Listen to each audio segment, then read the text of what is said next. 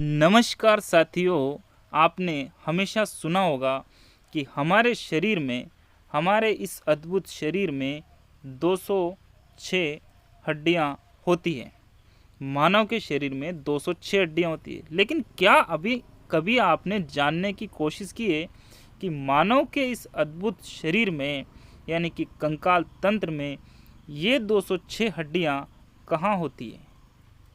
अगर नहीं जाना है तो आज के इस वीडियो में मैं आपको बताऊंगा कि हमारे शरीर में ये जो 206 हड्डियां होती है, इनकी स्थिति कहाँ कहाँ है, कौन सी हड्डी बहुत मजबूत होती है, कौन सी हड्डी बहुत ही मुलायम होती है और कौन सी हड्डी हमारे शरीर की बहुत महत्वपूर्ण हड्डी होती है। इस प्रकार से हम आज इस कंकाल तंत्र की यात्रा करेंगे, तो बने रहिए मेरे साथ वीडियो में अंत तक। कंकाल तंत्र, जिसे कि स्केलेटल सिस्टम भी कहते हैं, ऐसा तंत्र, कैसा तंत्र? ऐसा तंत्र जो शरीर को रूपरेखा प्रदान करता है, अर्थात अस्थि यानी कि हड्डियाँ, उपास्थि यानी कि अस्थियाँ, कंडरा और शानु से निर्मित होता है। कंकाल तंत्र यानी कि स्केलेटल सिस्टम कहलाता है। साथियों, ये नोट्स मैंने पूरा अपनी भाषा में लिखा हुआ नोट्स है, जिसे मैंने शब्दों में कन्वर्ट करके एक बहुत ही शानदार तरीके से आपके लिए वीडियो के फॉर्मेट में लेकर आया हूँ। एक बार आप इस वीडियो को देखेंगे, कंकाल तंत्र को कभी भूल नहीं पाएंगे। तो आइए आगे देखते हैं।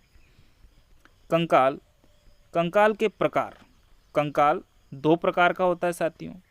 पहला होता है बाह्य कंकाल, जिसे हम एक्सोस्केलेटल कहते हैं, और दूसरा होता है आंतरिक कंकाल, जिसे हम एंडोस्केलेटन कहते हैं।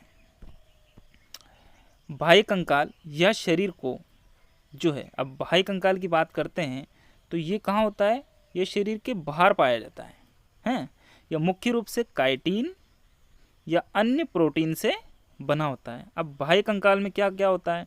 जैसे कि हमने देखे कि हमारे शरीर पर जो बाल होते हैं, ये बाह्य कंकाल है। पशुओं के शरीर पर जो सींग होते हैं, नाखून होते हैं, पंजे होते हैं, पंख होते हैं, खुर होते हैं, इत्यादि सभी बाह्य कंकाल होते हैं। कंकाल बेसिकली निर्जीव होता है। आगे देखते हैं। दूसरा होता है आंतरिक कंकाल, एंडोस्केलेटन। क्या होता है साथियों? एंडोस्केलेटन, आंतरिक कंकाल। यह हमारे शरीर के अंदर पाया जाता है। यह मुख्यतः हड्डी और उपास्थि से बना होता है। आंतरिक कंकाल, ठीक है। मानव का कंकाल तंत्र, मानव का जो कंकाल तंत्र है साथियों, यह दो प्रकार से होता है। एक होता है अक्षीय कंकाल, जिसमें 80 हड्डियां होती हैं। अक्षीय कंकाल में होती है 80 हड्डियां। और उपांगी कंकाल, इसमें होती है 126 हड्डियां। तो जब हम 80 और 126 को ऐड करेंगे तो ये हो जाएगी टोटल 206 हड्डियां। अब हम इन 206 हड्डियों के बारे में जानकारी बताएंगे कि कौन सी हड्डी कहाँ उपस्थित या हमारे शरीर में स्थित रहती है। मानव का कंकाल तंत्र, ये नोट्स मैंने अपने हाथों से बनाया है। स्टेप बाय स्टेप हम इसे समझेंगे कि कौन सी हड्डी कहाँ स्थित होती है। तो मानव का कंकाल तंत्र बेसिकली हमने दो भागों में बांटा है। एक होता है अक्षीय कंकाल और दूसरा होता है अपेंडिकुलर या उपांगी कंकाल। अब अक्षीय कंकाल को हमने चार भागों में बांटा है। पहला है खोपड़ी, यानी कि जिसे हम स्कल कहते हैं। दूसरा है कशेरुक दंड, जिसे हम मेरुदंड भी कहते हैं। और अगला है पसली और उरोस्थी। इस प्रकार से ये चार भाग है जिसे हमने बांटा है। अब एक एक करके इन चारों भागों का अध्ययन करेंगे कि खोपड़ी में कितनी हड्डियां होती है, कशेरुक दंड यानी कि मेरुदंड में कितनी हड्डियां होती है, पसलियाँ और उरोस्थी में कितनी हड्डियां होती है। तो साथियों, अब आ जाइए मेरे साथ। सबसे पहले देखते हैं क्रेनियम। क्रेनियम, ये है क्रेनियम यानी कि खोपड़ी में जो है, खोपड़ी में होती है टोटल कितनी होती है? 29 यानी कि 29 हड्डियाँ होती हैं, जिसमें से क्रेनियम में होती है 8 हड्डियाँ। क्रेनियम में कितनी होती है? 8 हड्डियाँ होती है। चेहरे की अस्थि, क्रेनियम का मतलब है हमारा जो शरीर है, क्रेनियम, ये देखिए आप, मैं बताता हूँ आपको, ये रहा क्रेनियम। ये एक सेकंड, ये इतना भाग हमारा क्रेनियम में आता है, यानी कि हमारा जो आँखों से ऊपर का जो सिर है, ये इतना पूरा स्कल है ये, यहाँ पर क्रेनियम की हड्डियाँ पाई जाती है। तो अब क्रेनियम में कितनी हड्डियाँ हैं ये देखते हैं हम। सबसे पहले इसमें क्रेनियम में होती है 8 हड्डियाँ। क्रेनियम में कितनी हड्डियाँ होती है? क्रेनियम में होती है साथियों 8 हड्डियाँ। और हमारे चेहरे में होती है टोटल 14 हड्डियाँ। अस्थि का मतलब है हड्डी। चेहरे में होती है 14 अस्थियाँ। अब इन 8 क्रेनियम और 14 चेहरे की हड्डियों, इन दोनों को जब हम मिला देते हैं तो इससे क्या होता है? खोपड़ी का निर्माण होता है। ठीक है, खोपड़ी का निर्माण किससे होता है? इन 22 हड्डियों से होता है। क्रेनियम की 8 और चेहरे की 14। एग्ज़ाम में पूछा जाता है, कई बार ये प्रश्न आया है। एसएससी के एग्ज़ाम में एक बार ये प्रश्न आया था, एक बार बैंकिंग के एग्ज़ाम में प्रश्न आया था कि भैया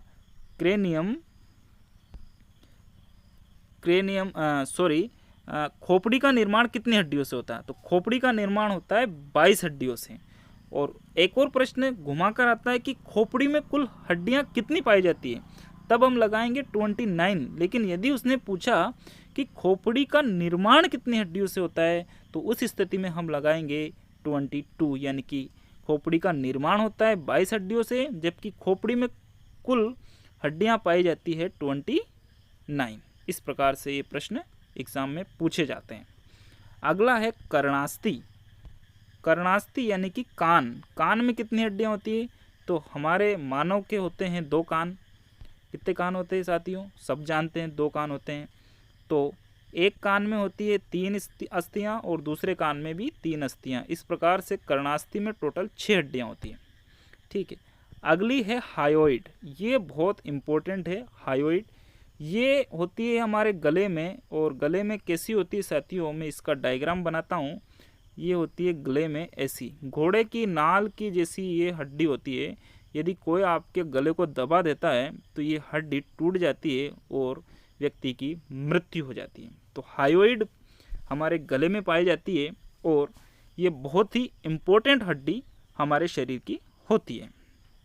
ठीक है, तो इस प्रकार से खोपड़ी में टोटल कितनी हड्डियां हो गई? खोपड़ी में हो गई भैया 8 और 14, 22 और 6, 28 और 1, 29। खोपड़ी में कुल हड्डियां हो गई 29। अब अगला देखते हैं कशेरुक दंड या मेरुदंड। ये रहा हमारा कशेरुक दंड या मेरुदंड। मेरुदंड में कितनी हड्डियां होती हैं? तो मेरुदंड को हमने मुख्यतः 5 भागों में बांटा है। पहला है ग्रीवा, दूसरा है वक्षी, तीसरा है लुम्बर, चौथा है सैक्रल और 5वां है पुच्छ। तो ग्रीवा जो है, ग्रीवा को हम सर्वाइकल भी कहते हैं। इसमें टोटल 7 हड्डियां होती हैं। वक्षी जिसे हम थोरेसिक भी कहते हैं, इसमें टोटल 12 हड्डियां होती हैं। लुम्बर को हम लुम्बर ही कहते हैं और इसमें 5 हड्डियां होती है। सैक्रल में 1 और पुच्छ में 1। ये मेरुदंड यानी कि हमारी जो रीढ़ की हड्डी है, रीढ़ की हड्डी में टोटल कितनी अस्थियां पाई जाती है? तो साथियों रीढ़ की हड्डी में टोटल यानी कि मेरुदंड में कुल मिलाकर 26 हड्डियां पाई जाती है। 26 यानी कि 26 हड्डियों से मिलकर मेरुदंड या रीढ़ की हड्डी का निर्माण होता है। ठीक है साथियों, इसके बाद नंबर आता है पसलियाँ और उरोस्थी का। किसका नंबर आता है? पसलियाँ जिन्हें हम रिब्स कहते हैं, उरोस्थी जिन्हें हम स्टर्नम कहते हैं।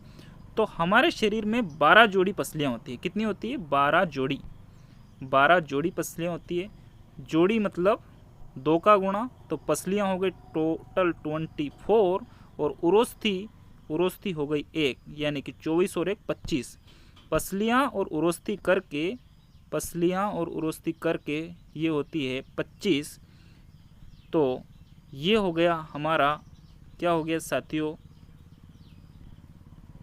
ये हो गया हमारा अक्षीय कंकाल पूरी तरह से कंप्लीट। यानी कि कुल हड्डियां जो है, खोपड़ी की हड्डियां हो गई 29, खोपड़ी की हड्डियां हो गई 29 हड्डियां हो गई खोपड़ी की, 26 हड्डियां होगी रीढ़ की, 25 हड्डियां हो गई हमारी किसकी, 25 हड्डियां होगी हमारी अस्थि और उरोस्ती की। इस प्रकार से ये टोटल हो गई हमारी कितनी हो गई, ये हो गई 80 हड्डियां हो गई।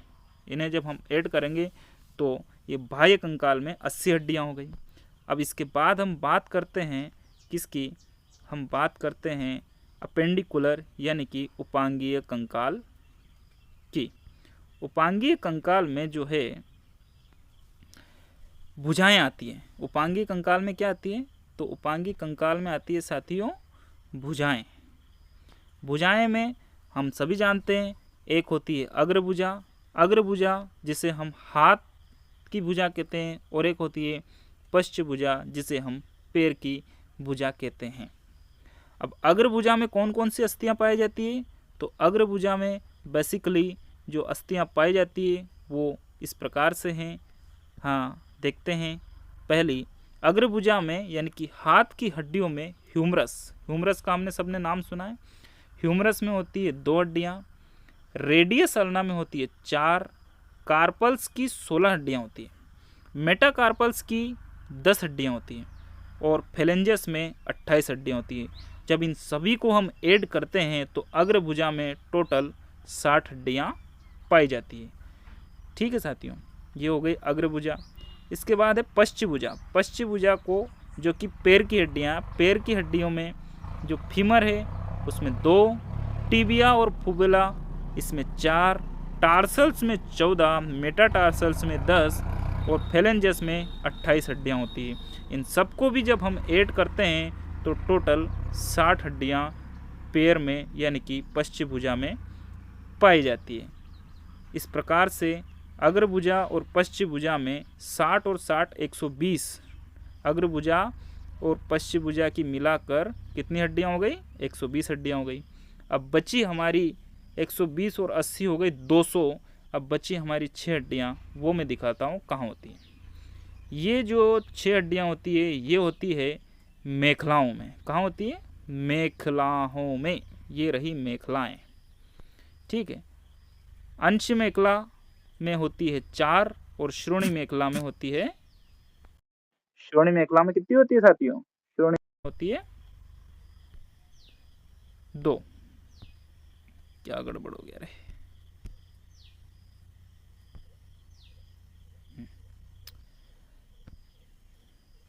श्रोणि मेखला, श्रोणि मेखला में कितनी होती है साथियों, 2 हड्डियां होती है। तो 4 और 2 कितनी हो गई, 4 + 2, ये हो गई 6। तो अब हम देखते हैं टोटल कितनी हड्डियां हमारे शरीर में होती है। तो खोपड़ी की हो गई थी 29 और 26 हमारी हो गई थी, 26 हमारी जो है ये हो गई थी किसकी, मेरुदंड की। 25 हमारी अस्थि और उरोस्ती की होगी। अग्रभुजा की 60, पश्चभुजा की 60 और 6 जो है हमारी अंश मेखला और श्रोणि मेखला की हो गई थी। इन सबको जब हम ऐड करेंगे तो साथियों ये हो जाएगी हमारी पूरी की पूरी 206 हड्डियाँ। मानव शरीर में इस प्रकार से टोटल 206 हड्डियाँ पाई जाती है। ठीक है साथियों, अब नीचे देख लेते हैं कि ये कहाँ कहाँ कैसे कैसे होती है। तो ये देखिए, सबसे ऊपर स्कल था, ठीक है। इसके बाद ये क्लाविकल, मेंडिरम, स्पुला, स्टर्नम, ह्यूमरस, हाथ में होती है ह्यूमरस, अल्ना, रेडियस और पेल्विक। ये रेडियस अल्ना कहाँ होती है, रेडियस अल्ना भी हाथ के इन जॉइंट्स में होती है। कार्पल्स हमारे हाथ का जो जोड़ है, हमारे हाथ का जो जोड़ पाया जाता है ये कार्पल्स होती है यहाँ पर। अब हम चित्र में देख रहे साथियों, मेटाटार्सल्स हमारी उंगलियों में होती है और फेलेंजेस भी हमारी उंगलियों में होती है। कौन सी उंगलियों में होती है, ये पूरा डायग्राम में दिखाया गया है। इसके बाद देखते हैं यहाँ पर हम पैर में देखते हैं, पैर में जो हमारी कोहनी होती है, कोहनी के यहाँ पर होती है ये ऊपर फीमर, और नीचे जो दोनों कोहनी के बीच में जो जॉइंट होता है वो पटेला होता है, और कोहनी के नीचे होती है टिबिया, और हम नीचे जाते हैं कोहनी के तो ये होती है फिबुला। इस प्रकार से हमारे शरीर में ये, और पैर की जो नीचे उंगलियों में देखते हैं हड्डियाँ, टार्सल्स हमारी यहाँ होती है, मेटाटार्सल्स यहाँ होती है, और फेलेंजेस उंगलियों में इस प्रकार से रहती है। तो साथियों, हमने इस प्रकार से इन 206 हड्डियों के बारे में विस्तृत अध्ययन किया है। साथियों, आज हमने इस प्रकार से मानव शरीर की कुल 206 हड्डियों, कहाँ पर कौन सी हड्डी पाई जाती है, इसके बारे में विस्तृत जानकारी आप लोगों को दी है।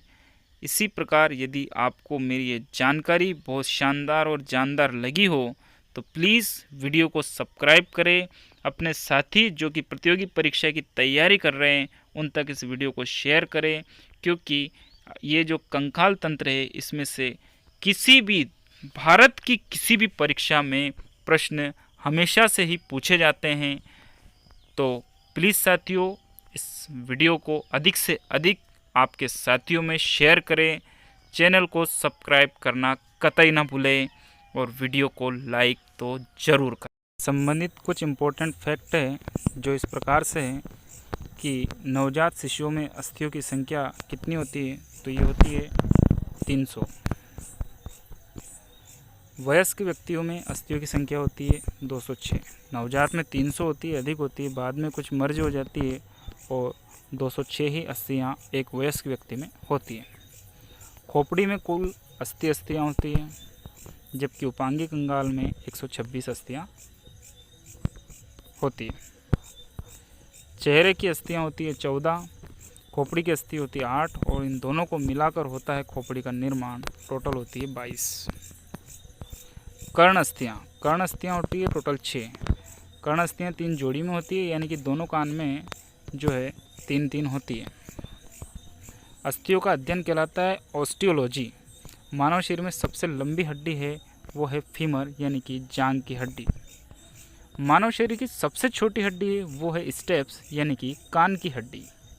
जबकि मानव शरीर की सबसे मजबूत हड्डी जो है वो है साथियों जबड़े की हड्डी, जिसे हम मैंडिबल भी कहते हैं। जबकि मानव शरीर की सबसे कमज़ोर हड्डी भी है, तो वो कौन सी है, तो वो है क्लेवाइकल, जिसे हम हंसली कहते हैं। अब मानव शरीर की एक होती है सबसे भारी हड्डी, तो भारी हड्डी होती है वो होती है फीमर, ये भी जांघ की हड्डी होती है। नवजात शिशु की सबसे पहली बनने वाली हड्डी, बहुत सारे एग्जाम्स में पूछा गया कि नवजात शिशु की पहली हड्डी जो बनती है वो कौन सी होती है, तो ये हमारी हंसली होती है, जिसे हम क्लेवाइकल कहते हैं। अस्थियों के मध्य संधि में मिलने वाले द्रव को क्या कहते हैं, तो ये साइनोवियल द्रव होता है जो कि अस्थियों के मध्य में पाया जाता है। हड्डी को हड्डी से जोड़ने वाला, किसी भी प्रतियोगी परीक्षा में ये प्रश्न आता ही आता है, बैंक हो, एसएससी हो, यूपीएससी हो। हड्डी को हड्डी से जोड़ने वाला यंत्र हड्डी लिगामेंट कहलाता है, जबकि हड्डी को पेशी से जोड़ता है वो टेंडन, यानी कि स्नायु कहलाता है। जोड़ों में एक तरल पदार्थ पाया जाता है जिसे आर्थराइट्स कहते हैं। हड्डियों में कैल्शियम एवं फास्फोरस तत्व पाया जाता है। हड्डियों में जो तत्व पाया जाता है वो पाया जाता है कैल्शियम एवं फास्फोरस। अब आता है हमारा संधियाँ, जिन्हें हम जॉइंट्स कहते हैं। ये भी हमारा कंकाल से संबंधित ही है, तो इसे भी हम फटाफट कंप्लीट कर लेते हैं। साथियों, यदि आपको मेरे वीडियो में जो मैंने आपको बताया है वो तरीका और जानकारी आपको अच्छी लगी हो कि किस प्रकार से हड्डियाँ पाई जाती है, किस प्रकार से मानव शरीर में कहाँ कौन सी हड्डी की स्थिति होती है, यदि आपको सब कुछ अच्छा लगा हो तो प्लीज़ यार वीडियो को शेयर जरूर करें, और सब्सक्राइब करना तो कतई ना भूलें। सबसे पहला काम तो आपका है वीडियो को सब्सक्राइब करना, और दूसरा काम है अपने आसपास जितने भी आपके छोटे बच्चों को जो प्रतियोगी परीक्षा की तैयारी कर रहे हैं उन तक इस वीडियो को पहुंचाएं, उनके लिए काफ़ी हेल्पफुल रहेगा।